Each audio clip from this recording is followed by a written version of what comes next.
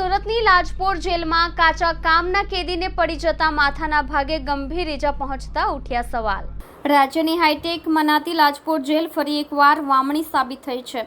સુરતની લાજપોર જેલમાં એક કાચા કામના કેદીને માથાના ભાગે ગંભીર ઈજા પહોંચી હતી, જેથી પ્રાથમિક સારવાર જેલમાં આપ્યા બાદ વધુ સારવાર માટે સિવિલ હોસ્પિટલ ખસેડવામાં આવ્યો હતો।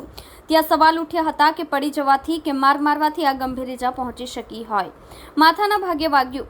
લાજપોર જેલમાં કાચા કામના કેદી તરીકે રહેલા આરોપીને બાથરૂમમાં પડી જવાથી ગંભીર ઈજા પહોંચી હોવાનું કહેવાઈ રહ્યું છે। કાચા કામના કેદી આરોપી દત્તુભાઈ ભમ્મરેને માથાના ભાગે વાગી ગયું હતું, જેથી તાત્કાલિક સારવાર માટે તેમને સિવિલ હોસ્પિટલમાં ખસેડવામાં આવ્યો હતો। અંદરો અંદરનો ઝઘડો કારણભૂત। કાચા કામના કેદી દત્તુભાઈ ભમ્મરેને માથાના ભાગે ગંભીર ઈજા પહોંચી હતી, જેથી સવાલ ઉઠ્યા હતા કે પડી જવાથી વાગ્યું કે માર મારવાથી। કેદીઓમાં અંદરો અંદરના ઝઘડામાં ઈજા પહોંચી છે કે પછી ખરેખર તેઓ પડી ગયા હતા। જો કે પડી જવાથી આટલી ગંભીર ઈજા પહોંચે તેવી શક્યતા હોતી નથી, જેથી તપાસની માંગ ઉઠી છે।